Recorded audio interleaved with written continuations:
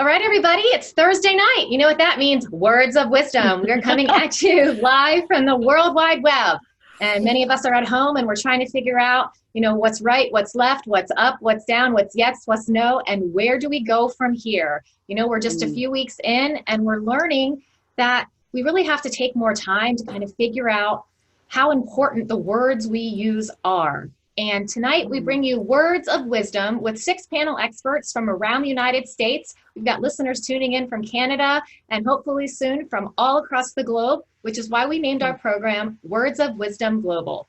Tonight, I'm joined by Tamra Simmons, the CEO of the TSB agency and an award-winning executive producer of Surviving R. Kelly. Also joining us is Shatonna Nelson, celebrity publicist, certified transformative mediator, and Yellow Rose of Texas recipient. I am Louisa Eiler. I'm a TEDx speaker. I'm a professor, a social worker, a healthcare hero, and I am a transformation expert. Tonight, we have special guest panelist, Stacy Kaiser, psychotherapist and trauma specialist and media personality, also from TV's Fatal Vow, in case you've seen it. Additionally, we have psychologist, meditation teacher, global luxury retreat host, and wellness lifestyle expert, Alyssa Gruber. And we also have board certified psychiatrist, yes, a real doctor right here on the call. Also dating and relationship expert. And I'll add, since we're talking about lies tonight, mating expert as well, because we know that lies are definitely involved in the mating issues. And so we welcome Dr. Ish. And in case you've seen Dr. Ish, maybe on the boot camp show about marriage. So if you're tuning in and you're with your spouse, or if you want to have a spouse, listen up tonight, because tonight from Words of Wisdom, we bring you Lies and Deception. Welcome, everyone.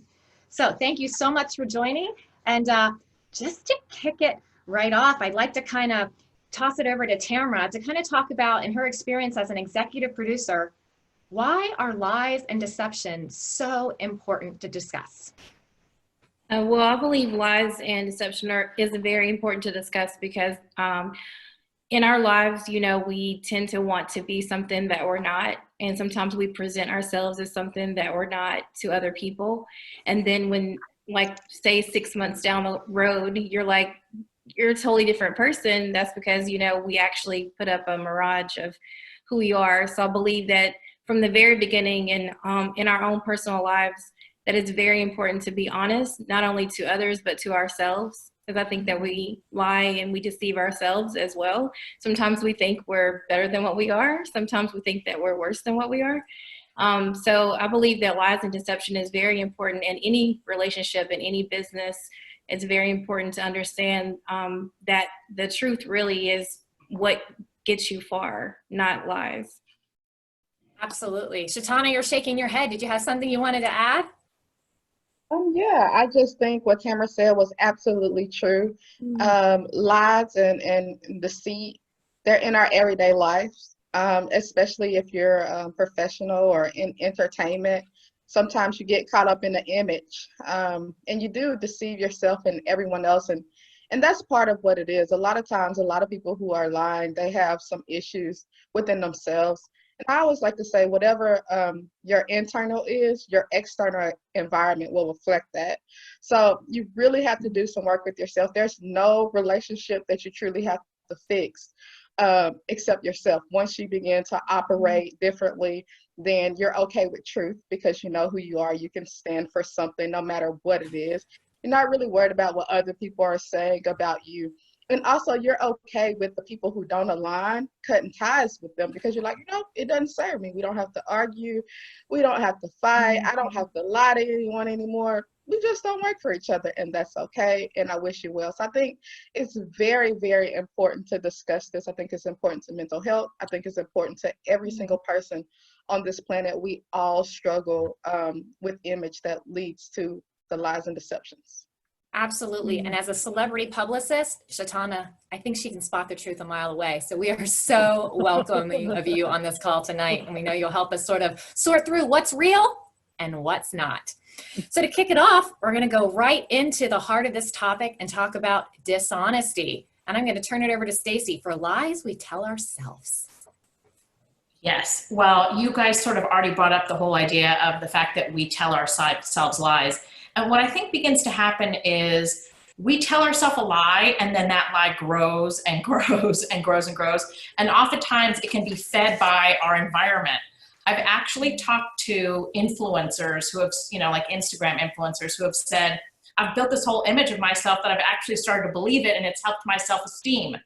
Now, it isn't the image that they built that has helped their self-esteem. It's actually the fact that they're beginning to get attention. And for some people, particularly influencers, when they get attention, it builds their self-esteem. For other people, it isn't about external attention. It's about the internal attention, which I actually think relates to all of us as a whole in the end. What I want to say is this. If you begin to lie to yourself, you can't actually keep up with that. Nobody can lie and maintain it for long, whether it's yourself or other people. And so I think it's really incredibly important to try to be honest. And if you can't, I just said try to be honest. I hate when I say that, and here's why. I'm actually glad I said it because I wanted to share this at some point. I don't believe you can actually try to do something. It's like, okay, everyone right this minute, try and touch your nose. You're either touching your nose or you're not touching your nose. And so you're either telling the truth or you're not telling the truth. And there are a lot of times I'll run into people who say, well, I'm trying to be honest. You are not trying to be honest. You are not consciously being honest. It is not a mistake. It is not an accident. You have picked up a very bad habit.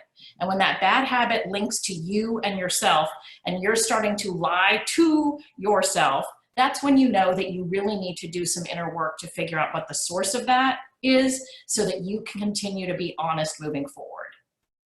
Yeah, that is a really good point. That actually touches my heart. When I weighed almost 300 pounds, I used to tell myself that I wasn't overweight, and that really wasn't true. And when I finally was courageous enough to do that, my world changed, and it really helped me to stop being dishonest with myself and just to get real. And to kind of go into that and really owning your truth and knowing what is right and what is real. I'm going to turn it over to Alyssa to talk about what is truth and what does it look like and how do you get it? I think that's the eternal question, but I really believe that truth is what can never be lost within us. And I think that when we sit down quietly with ourselves, what we're doing is we're starting to observe all the story. Like Stacy mentioned, we are amazing storytellers. We are experts at painting the red flag pink. So I think when we're sitting down quietly, in essence, what we're doing is observing all the places that we have a story about ourselves and our world. And those stories can be really distorted. So I think the truth is this place inside you, which is always there. It doesn't go away. It just gets covered up and distorted and muddied.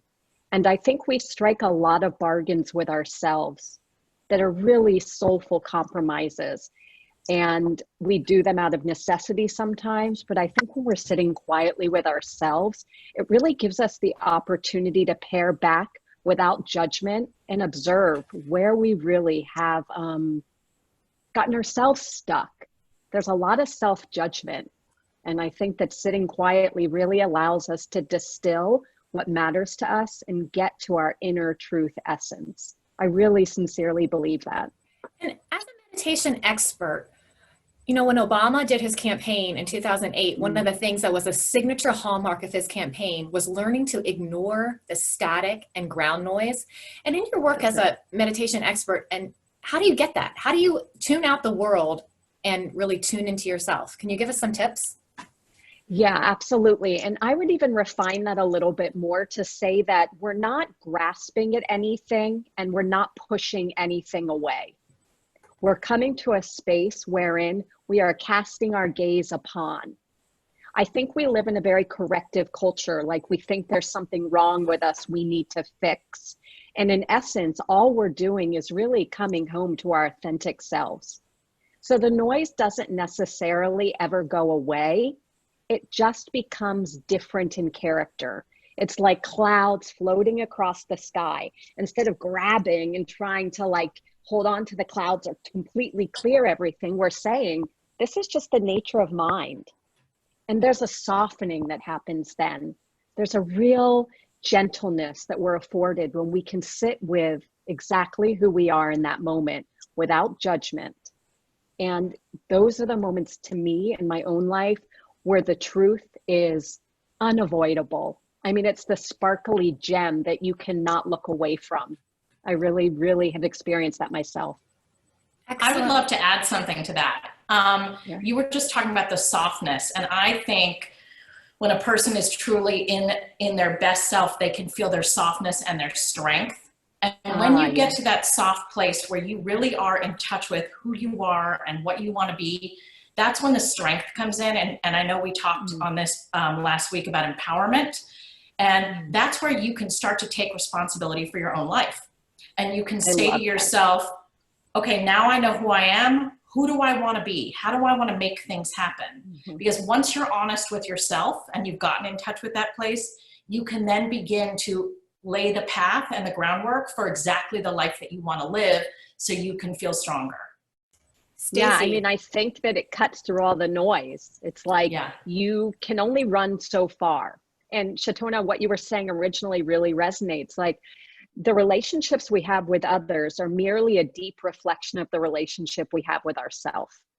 And so that softening allows us to gain real grit and grace both. Yeah, I think that's one of the biggest things that we learn in life, but we always learn it really late. I wish I would have known that like young.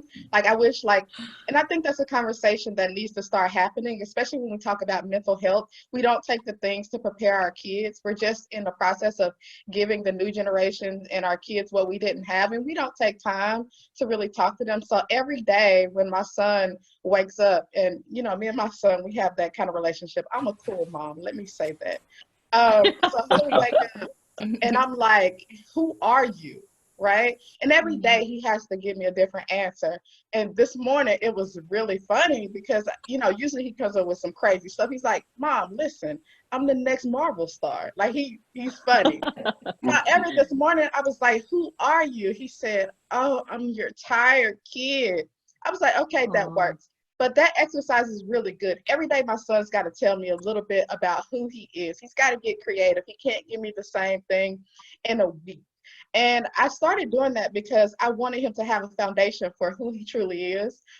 One, as an African-American little boy entering in a culture that's not so nice.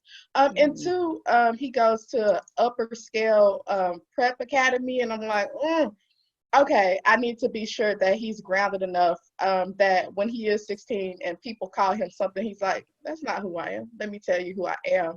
And I think it starts with that. And that's that relationship that you build with yourself. It's really important. So I'm hoping that when he's sitting in his room, he's like, who am I? And he's really thinking about that. And sometimes he'll come to me with questions, but that's just kind of the things. And we don't do the lies. He's got to truly tell me things that make sense for who he is and what he stands for. And I think if we start that younger, then mental health will look completely different. Well, you want to say that social media, I believe, back in 2012 up until now, has allowed people to be able to lie to themselves and to lie to others, because you get likes on your lies, right? And I'm sure Dr. Ish can talk about it, because I see it on Marriage Boot Camp. I'm like, the person thought that they married a person that they saw online, but that person really isn't that person, because we perceive people to be certain ways because that's what they put out there. So I'm very conscious about what I post, how I post, and everything, because I know people, like when people meet me, they're like, you're really a down-to-earth person. I'm like, yeah, I'm down to earth. But I don't want to portray myself to be somebody online that I'm not, because then I have to keep up. Like Alyssa said, I'm have to keep up with that lie. And I don't know about y'all, but I can't keep up with lies. I just can't. Eventually, the truth is going to come out. White girl. They be like, oh, who's this white girl I'm talking to? Yeah. They're like, oh, black girl. They're like, you proper. Like, what? Let me tell you this funny story. So Dream Hampton is another executive producer of Surviving R. Kelly, right? So for 7 months, I was putting this project together. We were developing it out. And then we had to bring on the director. So we brought on, Dream Hampton. And so we did conference calls, because everyone's based in LA and I'm based in Atlanta. So I was always on a conference call. Everyone else is in the office. And so we were, you know, talking for months and months. So then we go into production and we get ready to, you know, I come to LA and I meet her at like a restaurant and she's like, this whole time I thought you were a white lady. I'm like, how did you think I was white? How did you not know who I was? but I just thought it was so funny because like how we perceive people, you know, it's just different factors into how we perceive people, you know, but especially like we put things online, people are always like, that's who you are. And they find out that you're not. They go into shock mode, which Dr. Ish, I know for sure, you know, you have those stories. Yeah, and it's absolutely right, because what happens is, Stacy, you just talked about, you know, getting to the root of who you are as your truth. Shatonna, you brought back in that amazing conversation with your son about really asking him, who am I? And Alyssa tied it all in nicely and talked about the softness and what happens to you when you really start to tell the truth and own who you are. Your body physically relaxes. And since we have Dr. Ish with us, who is a doctor, let's really get into how lies and truths affect the mind and the body, physiologically, psychologically, all of the above. Yeah, it's a lot, right? I think, Alyssa, you said it. The truth is our natural state, right? The truth doesn't require any effort. Lying requires effort. I've got to be creative. I'm making stuff up on the spot. I'm forming my narrative in real time, and that takes some effort because, you know, I'm grasping these pieces out there. So there are three ways it affects you. It affects you neurologically, it can come out physiologically, and it can obviously affect your relationships, both the one obviously that you have with yourself, but also with your partner. So if we're talking about those neurological tells, you know, one of the questions I always get in relationships is how, you know, why, not just why do they lie so much, but how can I tell when somebody's lying? Well, if you're paying attention, you can tell, right? You think about, here's the big thing. A lie requires two parts, somebody to tell it and somebody to believe it. And if you're not going to be a willing participant in either one of those parts, then you don't have to worry about it. But if you are a willing participant, you've got somebody who's willing to lie to you, then let's talk about what we can do to spot it. So neurologically, they're going to be tells, right? What are we going to do? Well, we're going to be very, very shifty. We're going to pause before answering the question. We're going to clear our throat. Oh, do I have a girlfriend? Well, yeah, we're going to stutter. We're going to murmur, right? We're going to ask you to repeat the question, right? Where was I last night? We're going to give way too much details in our answers. Oh, well, I was over at Brian's place, and, you know, we were watching the football game, and Texas A&M was playing USC, and, you know, the quarterback made this amazing throw, and, you know, Brian had the popcorn. You know, he always eats popcorn, and I had a Bud Light, and he was wearing those weird shorts, and it just goes way too much detail because, again, it requires effort, right? Now, a lot of guys, men in particular, will go the opposite way, and they won't give you any detail. They'll just get defensive. How dare you? They'll get self-righteous. Right? And make you think that you're the one who's got a problem for questioning, right? For questioning me in the first place. So those are a lot of neurological tests. It requires effort. I'm working more. And so that leads to more work on my body. So now if my body is working, I need more oxygen.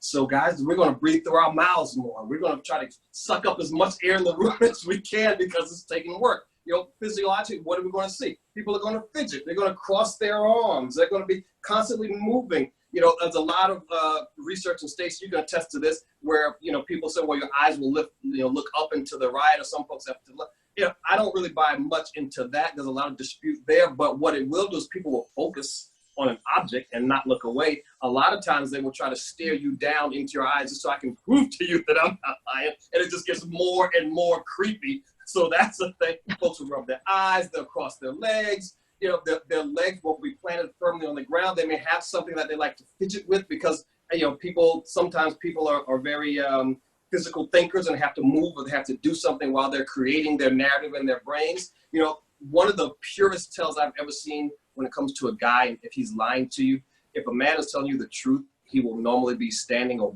both feet will be planted firmly on the ground. If he's fidgeting left to right or shaking on one of those legs across, you got a problem and you're going to need to do some digging, right? So how does it affect your relationship? Creating trouble for I know. I'm like, wait a minute. Dr. Ish said your feet aren't planted. It's over. It's a man tonight that gonna get asked questions and shit. That's a sure telltale sign. It really is. You know, when it comes to relationships, what are you going to say, please?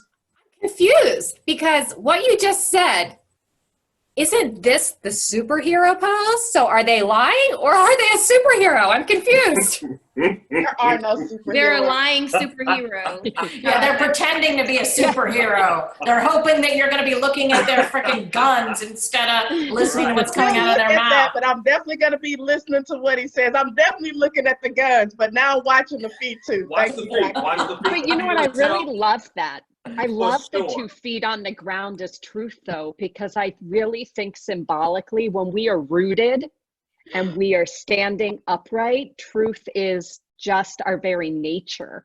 You know, I think that squirming is interior and internal discomfort that just has nowhere to ventilate.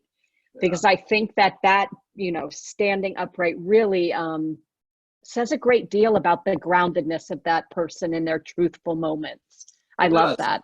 Yeah, it just works. So when you think about your relationships, right, the strongest drive that we have as humans is to act in a manner that is consistent with who it is we believe we are. Mm-hmm. And if the truth of who you are is situational, that is to say the truth of who you are depends on what situation you're in and how much is riding on it, then you're never going to know who you are. You're never going to know how you're supposed to feel in this situation. And therefore, you're never going to know how you're going to act in this situation. You're very unpredictable. And if you don't know how you're supposed to feel and how you're supposed to think, then, or what you're supposed to do, then your partner certainly isn't going to know how you're supposed to be feeling and what you're supposed to be doing. So they're going to be very confused, and a confused mind says no in a relationship every single time.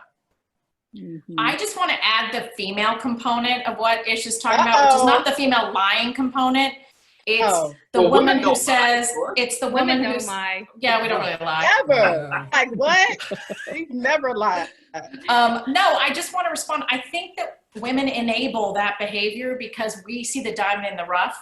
I always say that women are like victims of their compassion. They're like, I think he's lying, but he's so sweet and he had a really damaged childhood and his ex left him. And so they're busy going through all of the excuses for him. They're being compassionate to him. And so then he can continue to just fidget around, make up his stories, turn his phone upside down on the table, and we just continue on. I always call that that's a big painting thing. the red flag pink. We look for potential. It's all about who they can become. But the issue is we all have something inside of us and we can all become great things. However, most of us won't. And the truth is with me, I don't know if this is for all women. Woo, child, let me tell you. The worst the worst thing that I've encountered with friends, with clients, well, not with clients, I'm hardcore with PR, with relationships is I can see you. And as long as I can see the good in you, you know, you saw the meme, you can dance, she danced with the devil and knew it was the devil. That's who I am because I'm always thinking, you know, I have this history, I have this past, I changed and I grew. And sometimes I'm so stuck with potential that I'm lying to, oh my God, y'all just exposed me, therapy session. Oh my God, I am lying to myself. Look at, I don't know who's watching. But yeah, like moment, I just had moment. Like, yeah, so I look at that in my friends. Oh my God, a free counseling session. This is beautiful. But what about the person is like, the person don't know who they are. So they don't even know that they're lying to themselves. Like, what do you guys, you know, what would you say about that? I think that brings us to a good point, Dr. Ish. About how long does it take till you absolutely are certain you've met the real person, you know, because sometimes it takes time to kind of weed through. And there's this saying that the truth always comes out in the end. How long do you think it really takes to find the truth? It depends on who you're talking to be honest, Louisa, because there's some very, very good liars out there, right? There are some folks who feel like, there's some folks who feel whose whole identity is dependent on this narrative I construct for you, right? And so when we talk about different personality types, obviously we got the, you know, we've got the kind of the scared and anxious personality type. Then we've got the kind of the weird and reclusive personality type. But then we've got the wild and the woolly personality types, right? I'm talking about narcissistic personality disorder. I'm talking about borderline personality disorder. I'm talking, right? I'm talking about all these things. And so with those folks, lying is their defense. It's almost their natural state because they are so confused about who they are on the inside, or they truly believe that who they are is worth so little that everything they construct is this big blustery lie for you. And so for those folks, it may take a very, very long time before you figure it out. Now, traditionally, you're going to meet, if you're dating, right? So let's say we're dating, you're not going to meet all of me on the first date unless I'm a very well-rounded and comfortable individual. But I'm going to send my rep out, and we're going to exchange some information, right? And then the second date, the rep's going to come back and report, hey, dude, it went well. She's in, and she is who she seems to be. So for the second date, I'm going to send a little more of me out and see if you can handle it. And then by the third date, you're really getting who I am. Now, here's a little tip when it comes to lying, some numbers for you. Guys will generally tell about 6 lies a day, women about 3. In any 10-minute conversation, 60% of the people you meet are going to lie to you at least once. So just think about that, right? And think about how long a date is and all this good stuff. But on the other hand, by the end of a third date, every guy knows whether he's falling in love or not. So you're going to see the real him by the end of that third date. What I love is it's so fascinating. But third date. Look, Yeah, that's why they want to have sex by the third date. Exactly. you know that it's the new generation, Stacey. They want it on the first date before the date, like when they hit the DMs. Yes. It's If you're not putting out on the first date, you don't make it to the second. I'm telling you. You gotta wait 3 days later. You heard Dr. Ish say it. Don't give none, at least to the third one, because you don't know if he loves you yet. He don't even know yet. Now hold on, right? Because here's the other thing. I know people who have went out on the very first date, had sex the very first night, and been married for 20 years, blissfully happy, right? So here's the thing.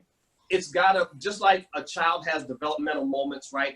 They're so old when they can push up off the bed, and they're this age when they can crawl, and this age when they can cruise, and this age when they start to speak. A relationship also has those developmental milestones, and it's gotta happen naturally. So I'm here in the moment, you're here in the moment, we're both feeling it, we're both grown and can make grown decisions and live with the grown folks' consequences. But now, for whatever reason, you're pulling away because you've got this story in your mind, this narrative that you've made up that may or may not be true, that says, if I have sex on the first date, he won't like me. And now what you just did was you confused him. So is she feeling it or is she not? Is she manipulating me or is she not? And now I'm very, very confused. And as a guy, that's going to put more and more distance. So the rule for that, I don't apply to the 3-day rule on that, the 90-day rule. I tell you're grown. If you feel it, go with it, because you're not the only one there. He's feeling it too, and it's got to happen naturally. So just be open, is basically what you're saying, dating wise. Just be completely open.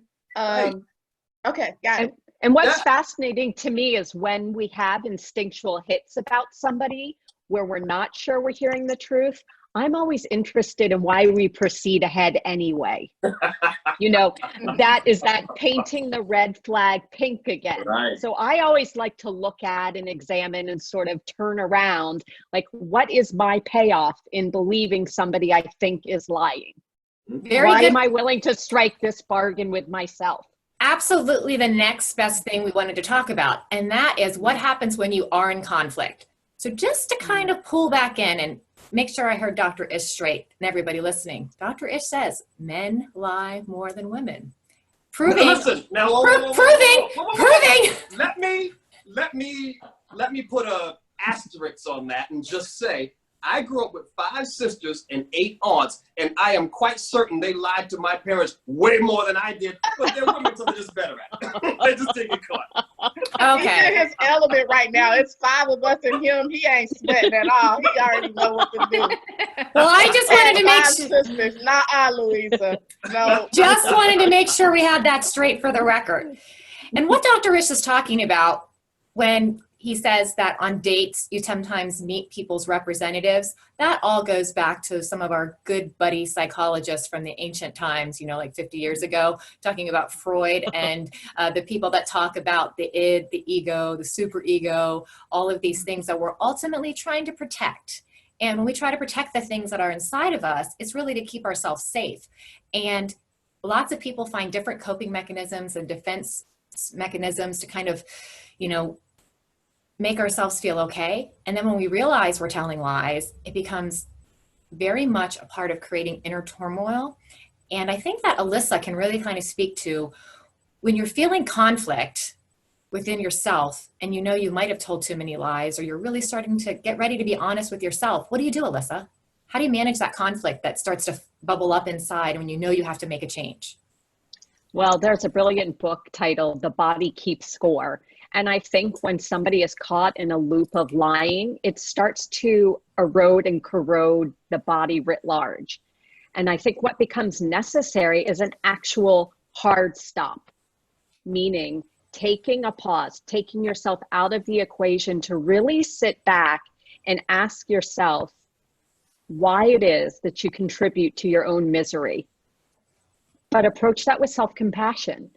I think that it is really, really easy to find ourselves engaged in defensive, maybe obsolete, antiquated behavior that we picked up as children. And maybe that's lying, or maybe confabulating, or maybe image shaping or manipulating. And I think what's really important, so we as adults can take accountability and really grow towards harmony, is to stop and say, when did I stop trusting that I was good enough as is? When did my truth not feel meaningful to me anymore? When did I start this whole distortion game? And what am I getting from it? Because behavior is reinforced by some payoff. And I think only in pausing can we really understand that conflict in the outside world is sometimes unavoidable, but we really have the capacity to be kinder to ourselves and less brutal when we're talking to ourselves, and really develop some self-compassion. I think our measure of compassion for other people is exactly related to how compassionate we can be to ourselves. I really love the notion of sort of being guided by mercy. Now, that doesn't mean that we allow people who are dysfunctional to run, all over our lives, but it certainly means that we look at ourselves, and in doing so, we begin to stop taking everybody else's nonsense so personally. We really are able to say, here's what I'm bringing, and I don't need to make everybody else act a certain way. All of that trying to socially engineer and maneuver is really just not being okay with how we feel about ourselves. So I think a lot of conflict resolution skills are built with ourselves first. I think a lot of us are totally at odds with ourselves. Very good points. And for those of you listening, we do promise to bring a therapeutic component to this. What Alyssa was speaking about and getting back to the origin of when the lie began, that's something in the therapy world that's known as cognitive behavioral therapy. It's going back to the origin of where it all began. And also for those of you listening, when you think about the way that Alyssa just described a lying process, if you're being honest with yourself and you do find yourself lying, similar to you might hear a stop smoking campaign or a starting a good habit campaign, rather than starting the conversation with yourself as, I'm going to stop lying, right? Think about it as, I'm going to start telling the truth. And when you start telling one small truth, just like a lie would grow, the truth will also grow.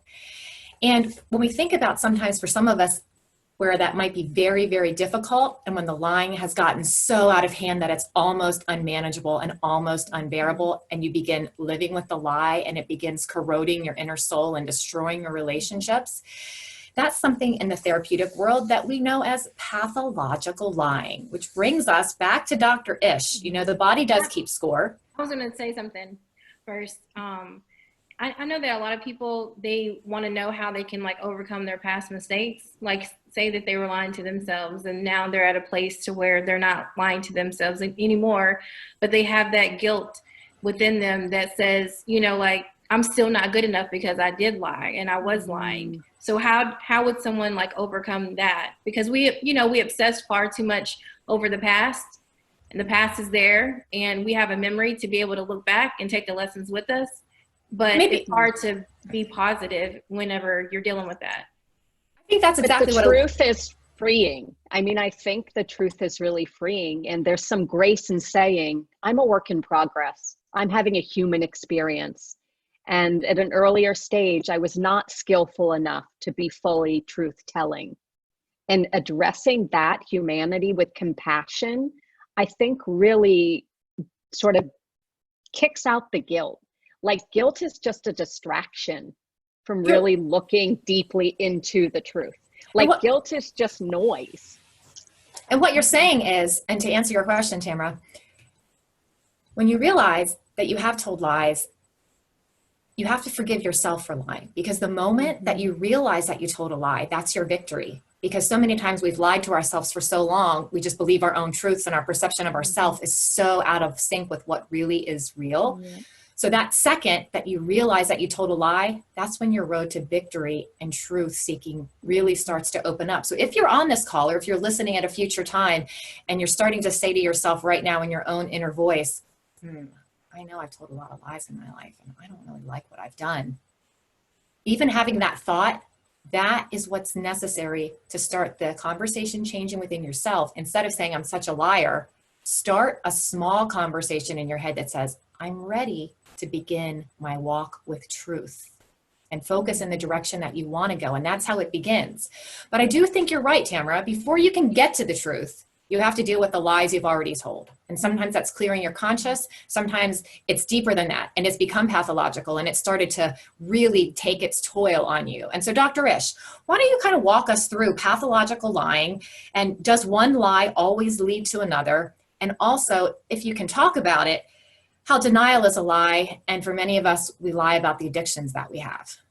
Yeah, that's for sure. Well, when you talk about pathological liars, you always have to look at what it is people are trying to do. What is their outcome? What are they trying to accomplish, right? What is it they want you to think? What is it they want you to feel about them and what they're doing? So when I think about, folks who are notoriously pathological liars, or they seem to be more capable of telling lies than truths, I think about those three personality types. I think about the antisocial personality type, the folks who we typically refer to as criminals, or doing things on the fringes of legality. I think about those narcissistic folks, so, folks who on the outside appear that they got it all together. The look is ironclad, everything is tied up and buttoned down, but just beneath that, they're a quivering mess. I think about those borderline personality types, those wild and woolly, those highly attention-seeking personality types. And so what it is, it's their defense mechanism, right? Alyssa just said it.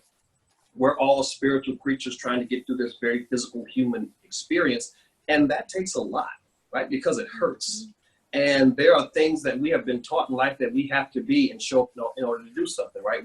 One of the biggest lies that we tell ourselves is that I've got to prove to you that I'm worth something in order to be loved. I've got to prove that I have value in order to get that love, right? Remember, when you were a baby, that wasn't the case. Everything you did as a child, you got love for it. Whether you were crying to the top of your lungs, mom comes in and gives you a hug. If you were hungry, mom comes in and gives you some food. If you were pooping, mom comes in and she takes care. There was nothing you could do that would take that love away. But as soon as you step outside of those comfy confines of your home, you start to learn, oh, wow, there are some things I need to do now to earn it. I got to come home with some A's to see her smile now. I got to make a cute card to see her smile. I got to behave a certain way to make the teacher like me. And so those are the lies that we have been told, and we start to internalize over time. And so, yeah, one lie will absolutely lead to another and another and another as you construct this narrative about who it is you are and how it is you show up in the world. And you go from there. And usually that only comes to an end when you have no more evidence, when all the evidence around it has been stripped away. So if we're talking about folks in the addiction process,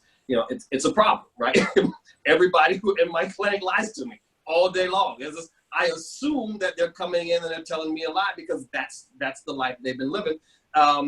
Addiction is weird because it's the only disease where I've got to convince you that you actually have it, right? If you've got high blood pressure, you've got high blood pressure, you got a headache, your headache and your vision's blurred all day long. If you've got high or low blood sugar, you know it because your body feels weird. You get overly tired, or you pass out, you can't wake up. But if you've got an addiction, I've got to convince you. I've got to lay out all the evidence because you've been lying to yourself for so long. No, I'm doing okay. I'm really got it together. No, you don't, because your wife just left. She took the kids and the dog.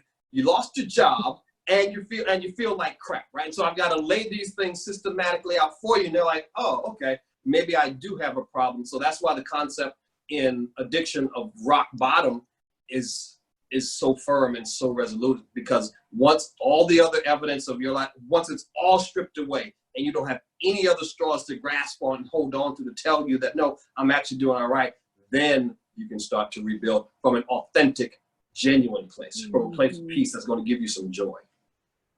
That makes a lot of sense. Evaluating the evidence is really critical. For those of you who are listening who may struggle with alcoholism, when you think of what that would look like in evaluating the evidence of alcoholism, and if you're listening and you're thinking, am I an alcoholic? Do I have a problem?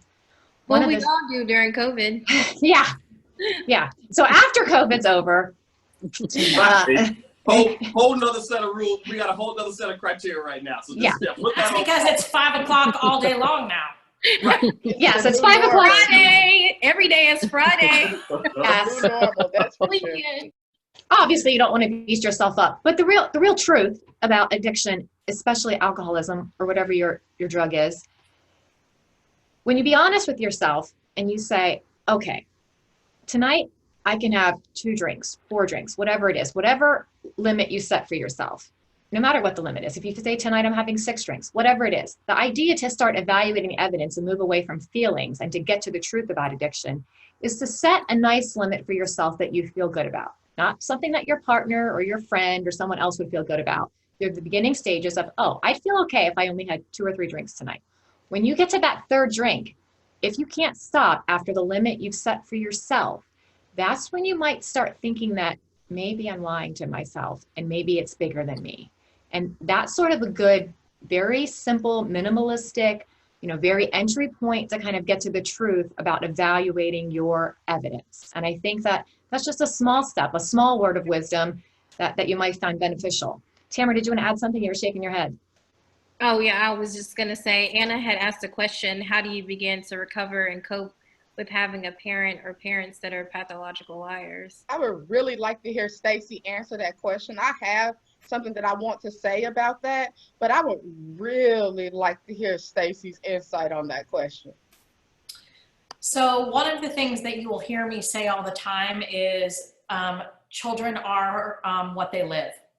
And so if you are living in an environment with dysfunctional parents, it will impact you. It doesn't mean that you are going to be a liar or that if they're an abuser, you're going to be an abuser, but living in an environment where things aren't the way Ish was explaining them with the loving portions and whatever, but instead you're either being neglected or abused or lied to or just in a chaotic environment, you begin to get into a place where you don't even know what is real. You don't know how to like put your own 2 feet on the ground. And so you have to begin to learn yourself. And what I always say, and I honestly think, Shatonna, you have accomplished this in the story that you told last week. I think that there's other people on this call that have too, but since you just said it last time and people can go back to that, I'll reference that. You can reparent yourself. You can be to yourself the way that you wish that your family has been. And in terms of dealing with your parents, if they're still around and they're still toxic, what I always recommend is to create as much distance as possible. If you still need to have a relationship with them, I recommend that you have buffers around when they're around. And then you need to do your counseling. You need to do your work. You need to heal the wounds that you have from your childhood and rebuild the way that you want to rebuild. And then the last thing I want to add is not everybody has to have kids. But if you have a child, that is your only other opportunity to have a parent-child relationship. And since the child-parent relationship at the beginning of your life didn't work, you can raise your kid the way you hope to have been raised, and that will also help heal the wounds as well. That's exactly what I'm doing now, because my grandparents raised me. My mom didn't. My dad was alcoholic, like Louisa was saying about alcoholism. My dad was an alcoholic and my mom was on drugs and in the street. So my grandparents raised me. So like I tell I have a daughter and a son. So I tell them all the time, like I love them. And I notice that they say it like first thing in the morning, like my son, he'll say, I love you, Mom. I say, I love you. But that's because I didn't hear it when I was growing up, because my grandparents didn't say it either, because they were old school. I guess they showed love different back then. I don't know, but I just knew what I missed. And I was like, I miss that. I miss like waking up and like saying I love you, you know. And so now me and my kids, we just walk around like, I love you, love you. I love that. I also, Tamra, you also have done something. I just want to say, I think the other way you can do it, and other people on this call have done that as well, is when I was working with the survivors from R. Kelly, they view you as like a parental figure, even though you're young, younger than some of them. They view you as the like mama or the big sister or someone who takes care of them. And so to Anna, you can you can be honest with other people, you can take care of other people, and that also helps heal those wounds as well. And you know what, Anna, like she was kind of referencing last week, it's no secret, everyone knows for the most part about my past, from childhood all the way up. I've had some tragic things. Interestingly enough, for me, I realized that I had to separate myself from everyone else on this earth that I will ever make contact with, and know who I am. And you were talking about your parents, and the truth is, you're not your parents, you're not your friends, and your kids are not going to be you, and none of those things. You have to, in life, determine who you are. The things that I went through young, and the things that Tamra went through, I can speak to this. I feel like we're good enough friends for me to say this. We don't downplay those experiences. We don't regret those experiences. We use those, and we realize that all of those things work together to create who we are. And I think the most beautiful thing that you can do, and someone spoke to this spiritual journey, Dr. Ish, and we talked about lies and deceit. The most beautiful thing you can ever do in life is to figure out who you are. And the truth is, that looks crazy sometimes. But every experience from a child, and everybody don't believe like I do, however, I do believe in God. I don't think there's anything in my life that I ever went through that he didn't put me through so that I could become who I am today, and so that I could go on to save whoever I am. Everybody doesn't believe. Everybody has different things that make them who they are. Find whatever it is that makes you see you and understand you, and be honest with you. For a really long time, that 11-year-old girl lived and made decisions for me. And then I was like 25, 26, and I looked in the mirror and I said, you know what? You're not even a victim. You're hope. You know what? You're not even beaten down. You did pretty good. Oh my God, you're not even ugly. You have nice skin. And every day for 2 years, I got up and I looked in the mirror and I said, you're not even that, you're this. Because I needed to know who I was, and I didn't have an identity. So to speak when it comes to you, Anna, the truth is, it matters, but it doesn't matter who your parents are, who your friends are, who you married, who you divorced, how many kids you had, how many mistakes you did, how many successes even. At the end of the day, what matters is that you know who you are, and you understand that each period of your life, each season, you're somebody different. I'm not the same person that I was last year. I've absolutely evolved, put on a few pounds too, but evolved.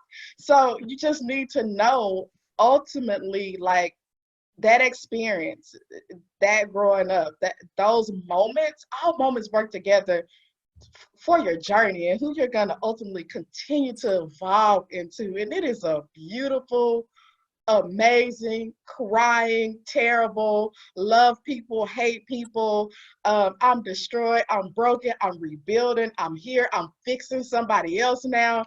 It's a journey, and that's okay, and nothing takes away from who you are at the end of the day. And the only person who has to truly understand you, know who you are, and truly stand on those solid 2 feet when you talk to people is just you.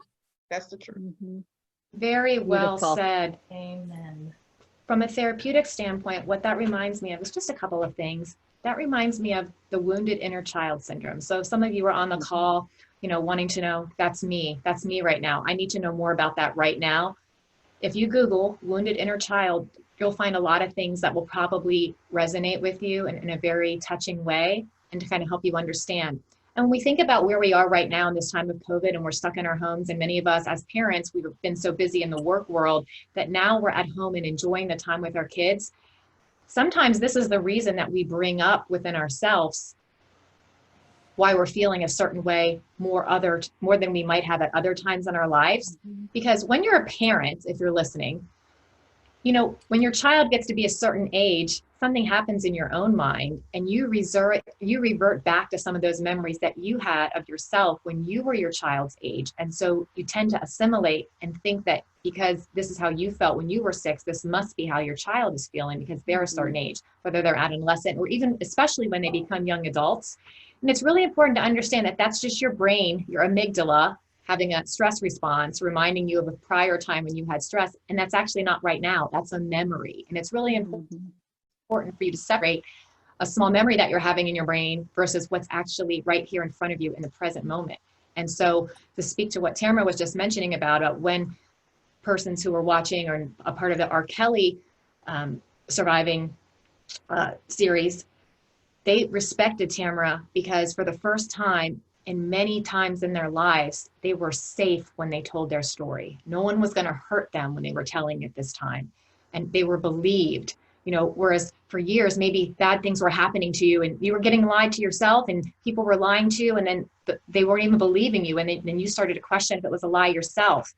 And so when you have a safe place that you can confide in and have a confidant and share your story, it begins with sharing it with yourself. So if you're not sure if you have someone that can listen to your story and you don't know if you have a safe person to talk to, like I said in prior calls, get out your journal, talk it into your phone, just get that truth out and then look at it and let it sit with you in a different way. And that will be a practical step that you can take before maybe you're ready to make that call to a therapist. So I just wanted to kind of pull that all in together because I think it's so important. And just to kind of clear it up and circle back to Dr. Ish and the things that everyone said on this call is when you start to be able to change that narrative within yourself and really own that truth, that's when your life begins to open up and the real healing begins. And that brings us right nicely to one of our last comments of the evening, back over to Stacy about finding your truth and how do you really spot an honest person? And when you start to even spot the honest person within yourself, what qualities do you look for? And, how does it begin to sort of turn the channel and go to finding the truth versus getting beyond the lies? Well, it's good news and bad news. The good news is you will know when you are being honest with yourself because you will feel more comfortable, you'll feel happier, and you'll feel ready to begin to take a look at how to take responsibility and make better changes in your life. The bad news is there is no way to tell if someone else is being honest with you. None. I'm a body language expert. I don't talk about that a lot. I have been in this industry of working with people for over 20 years. I have incredible gut instincts and I have been fooled a couple of times. It's the kind of people that Dr. Ish were talking about. There are sociopathic, narcissistic, borderline personality type toxic people who have been doing this for their entire lives, and they will snow you. They probably won't snow you for a long time, but at the very beginning, you might think they are the warmest, kindest people. I work with a lot of victims of narcissists. R. Kelly is a really shining example. Just add sociopath and psychopath to that too. But a narcissistic person can be the most charming person that you've ever met. You'll never know that they're lying right to your face. And so what I always tell people is if you want to know what an honest person looks like, an honest person is someone that you have spent a lot of time with, that you have taken the time to get to know, more than those 3 dates, but years or at least 8 months where you are spending enough time and you haven't been lied to and you haven't felt that like little tickle that says something doesn't feel right. The only way to really know if someone's being honest with you is if they have a series and a repetitive series of honesty in your direction. And yeah, if they've lied once, it's completely possible that they can lie again. And I get asked this all the time. It just happened the other day. Someone said, he lied to me, he cheated on me, can he change? Yes, I've seen people change, but you have to see them doing the work. They can't just wake up the next morning and be different because, as was discussed earlier, there's something within their past or their character that is leading them in that direction. And so don't get, blinded too quickly. Patterns, you have to pay attention to people's patterns. I think that's that's big, man. And not just I see this all the time on social media. They'll switch around the dude with 12 kids and 13 baby mamas. I might have, and the new one, the new chick, she's like, because he everything. And it's always funny to me because I'm like, I pay attention to a few things when I meet people. How they treat other people when they get angry, how they treat other people when they love them. Because I understand there's going to be a point when they're going to love me, and there's going to be a point when they're angry. Generally, most people, their characteristics, it's the difference between telling a lie and then having some flaws, some characteristic flaws, right? So for me, a lot of times I'm so big on patterns because look, I got a friend, she be lying to me all the time. She's like, I'm across the world. Truly, she's one of the best people I know. I know that she lies out of trust issues and safety reasons because of things she's experienced in her past. She's not always open to say, I'm struggling. People have heard her there. She's not always open to say whose house I'm at. But what I know character-wise, she's a good person. That's her safety net. So I think what's really, really big, you have to understand the patterns in people. You do have to take time to know them. But don't ever, ever, ever get like someone telling a lie or having some flaws mixed up with them having character issues, because there's some really good people who went through a lot of stuff. They mean you no harm. Their intent is pure. They're gonna rock with you to the end, but you don't always know someone's story. I don't care if they were your first cousin. You don't know what happened other places. And I think Alyssa said this earlier about living a life with mercy and compassion. And you have to do that because if you've never went through anything tragic, then you will. If you never lied, you will. If you never needed to protect yourself, you will. If you never need to be vulnerable, you will. And be very careful how you treat the person who's wronged you, because the seeds you plant will grow, and you're going to wrong someone else, and you're going to wrong the people that you love. So just to finish that up, and anyone that you have in your life, understand people are going to disappoint you. There's not a person that you ever cross paths with in this lifetime for a long period of time that's not going to disappoint you, that's not going to hurt you in some capacity, or you're not going to agree with them. Be mindful of knowing when, trust your gut, but also treat people merciful and be very careful, because you don't know, like Stacey said, and she's trained at this, you also don't know when the shoes are going to be on the other foot. You are 100% on point in everything that you just said. And what comes to mind is that, remember this, people's perceptions are their own realities, and we all have our own different interpretation of those realities. So what your truth is your truth, and what my truth is, and my truth. And the ground in the middle is not really either one of us business back and forth. It's mine and yours is yours. My job is to just keep telling my truth, and I get to witness yours, and that's a blessing. And the other thing that you just talked about is when people disappoint you. And I just wanted to make sure before we kind of wrap things up, Tamra, were there any questions in the chat? No, but I did want Alyssa to give us like some tips as far as like being honest with ourselves, because I love the fact that she was talking about mercy. We don't have a lot of mercy for ourselves, but we have it for other people.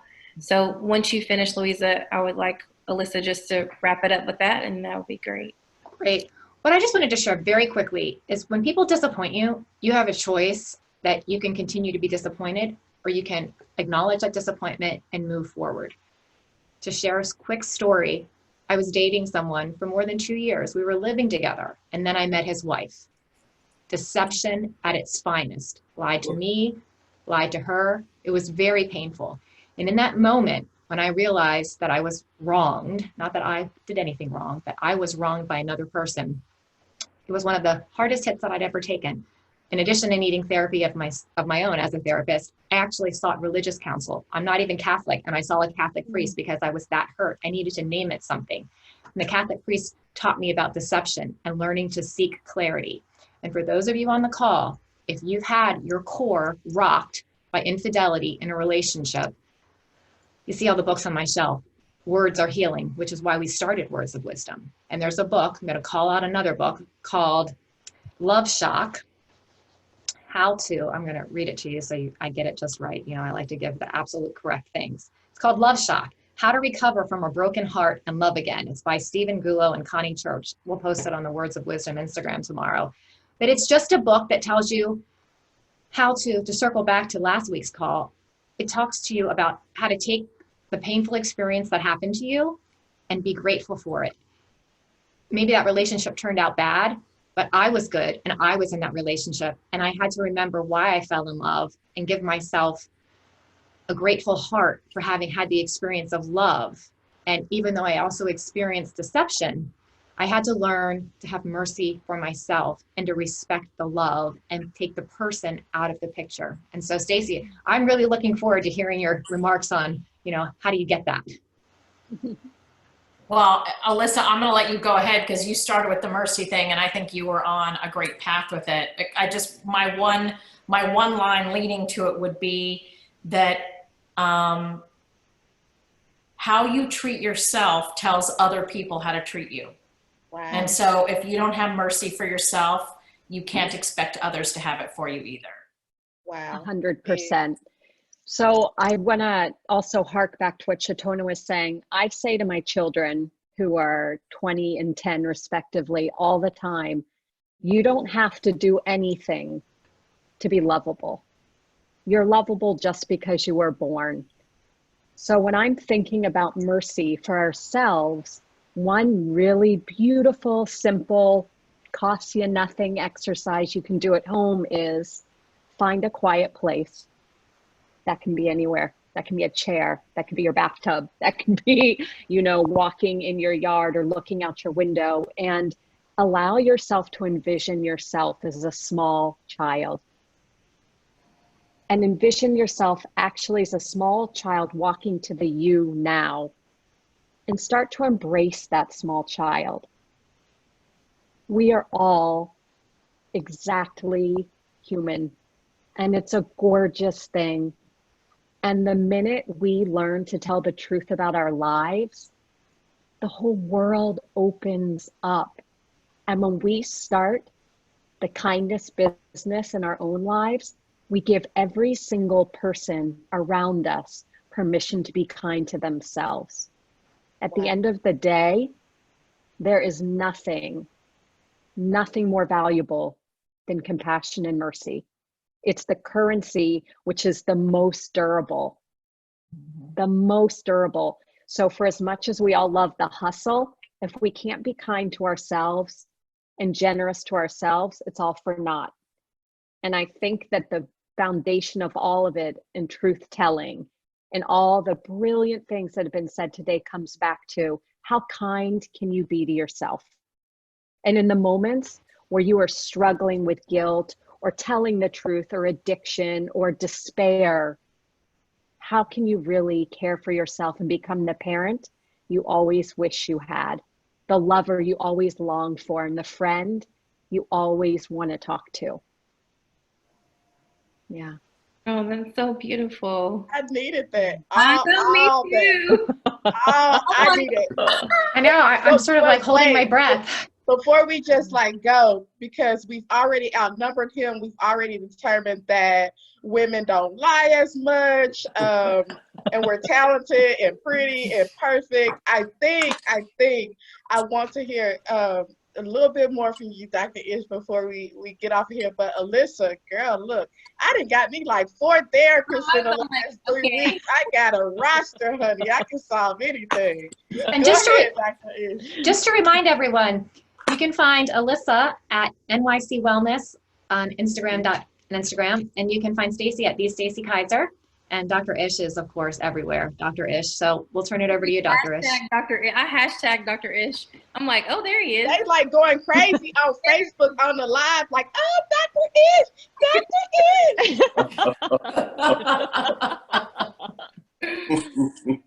Yeah. So, go ahead, Dr. Ish. Tamra, what did you want me to speak to? Shatonna? I just wanted you to just close it up, wrap it all up. I think people need to hear from Dr. Ish just one more time. Yeah, I think so. What Alyssa said was beautiful and spot on about just the empathy you're showing yourself, right? And when Stacey was talking about how to walk through that process of getting over the hurt from your parents, it's one word, and the word is forgiveness, right? We all make mistakes, right? If you're talking about, here's the truth about everything we're saying today, right? Here's why the truth is so important. The only reason you don't have everything you want in your life right now in this moment is because the lie you keep telling yourself as to why you don't have it. Mm-hmm. I'd have it if my parents were okay, or I'd have it if I was prettier, I'd have it all, and none of that is true. So the minute you're able to stop telling yourself those types of lies, your life will blossom and open up. And that begins with understanding who you are, right? At the basis of who you are, you're just a lovable human. There was nothing else you had to do, nothing else you had to say, no dress you had to wear, no suit you had to put on, no grades you had to make, nothing you had to do to deserve that, right? Your parents might have taught you some horrible lessons, that you weren't lovable, that you weren't worth it, you weren't significant, you weren't worth my time, but you got to understand who the truth is, who they were, right? Just because somebody is physically capable of having children doesn't mean they have the emotional capacity to raise that child with love. Wow. They've got their own story. They got their own demons that they've been trying to slay, and some not so well. And so you got to find a way to forgive that. Not saying what they did was right at all, but saying that, hey, I will no longer walk around with that venom in my heart from this thing that happened to me. I realize that you're on your own journey. You're on your own path. I am not responsible for the lessons that you are put here to learn, and I will release it. I will no longer allow you to live rent-free in my life. I'm just not going to do it. And again, the more that you can do, the more forgiveness you can find, the more love you can find for yourself, the more compassion you can find for yourself, the more kindness you can find for yourself, the more gifts you can shower on yourself. You're teaching the world how it's supposed to treat you, and you're elevating your vibration to that vibe. You're just going to attract more of that to you. And so that's why it's so important for me, right? Truth is peace. Truth is joy. Truth is all of those. Truth is that big smile on your face when nothing else is in your mind. And so the sooner you can get to that, the sooner you can have everything in this life as you thought you were supposed to, because yeah, you're worth it and you absolutely can. Perfectly stated, Dr. Ish. And what that brings me to in our closing points is, just like Lizzo says, the truth hurts. And just like any scar, the scar of love, the scar of lies, the scar of loss, when whatever's scarring you and when whatever's wounding you comes to the surface, it takes a little time, but the healing begins as soon as you can see it. And that bleeding heart will heal as soon as you realize that it's actually bleeding. And so what I just want to leave you with is that this thought should resonate with what the entire call has been about tonight. No matter where the lies came from, no matter where the deceit came from, you are love and you deserve happiness. And so I'd just like to thank you for tuning into Words of Wisdom. You know, we welcome everyone. If you've heard something good tonight, pass it on. We'll get a clean video out there. And before we go out, I just think I should turn it over to Tamra. And I wanted to thank all of the panelists just for using your Thursday night to kind of share your knowledge, because this knowledge that was acquired on this call is thousands and thousands, tens of thousands of hours of seeing clients and reading books and writing and producing award-winning shows and taking people's lies and past demons and turning them into something beautiful that can be recycled by the world by our celebrity publicist. And so Tamra and Shatonna, thank you for helping me bring this idea to fruition that started just a few weeks ago. And thank you to Dr. Ish and Stacy for coming back again for more. And Alyssa, thank you for coming on for the first time. And we hope you'll join us again. And we just look forward to it. We just hope that we can keep bringing you all words of wisdom. And I'll turn it over to Tamra to close us out. Yeah, so thank you guys so much. I really do appreciate it. And Louisa, thank you for starting this Words of Wisdom. I think it helped everyone get through the month of April, especially. It was like, we got to go through this another month. And Stacey, thank you so much for your time. Alyssa, Shatonna, thank you for being open and vulnerable. Dr. Ish, thank you also. I don't think that we would have been able to get you if we weren't in quarantine. So I'm like, the Lord was working on our side. So thank you for that. And for everyone that's listened and that has joined and that, you know, you're going through something, like we all go through something. We can look dressed up, like I look dressed up now, but I'm always going through something or helping somebody go through something. And Stacey can tell you too, because she's like, how are you holding up while I was doing Surviving R. Kelly? I was like, I'm really falling apart. I was a therapist, you know, and I'm a very strong person. I stay strong, try to stay strong for, you know, other people. But this, you know, Words of Wisdom has helped me this month, like get through like grief. Like I still grieve over my mom's death. Just a lot of things that, you know, I didn't know that I was dealing with. So I really appreciate you guys. Dr. Ish has helped me realize when men are lying and that all women tell the truth. But I love that he's not arguing with you. That is not the takeaway. Everybody gonna be like, you lying, That's a your feet not planted. Dr. Ish know, already told me. Like, That is a smart man. Do not argue with the lady. You got it.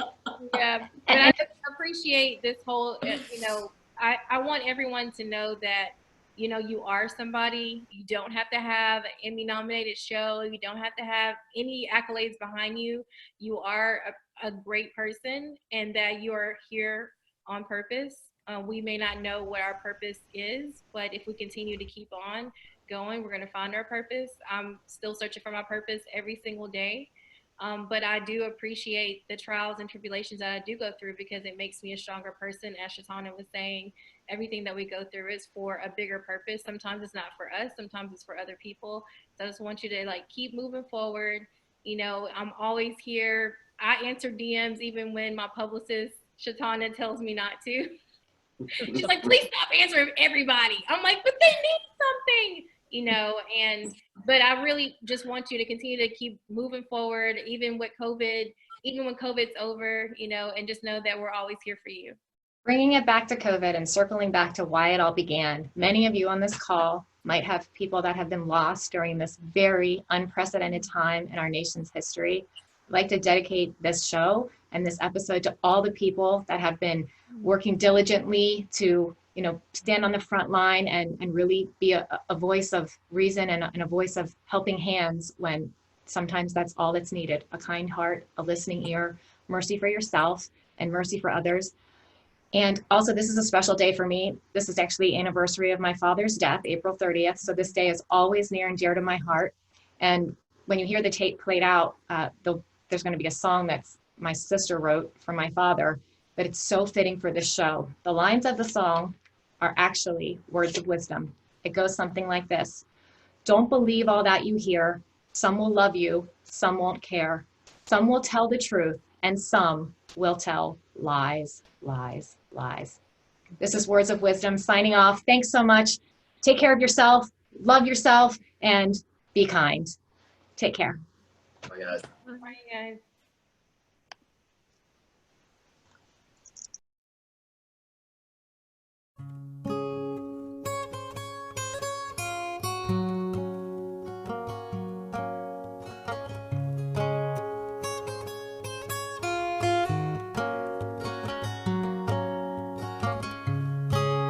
Daddy wore his wingtip shoes and he watched the nightly news. Just before he turned it off, he said lies, lies, lies. Sometimes he'd work miles away, selling things to earn his pay. And when he'd get back, he'd say lies, lies, lies, lies. Don't believe all that you learn. Build your bridges, some will burn.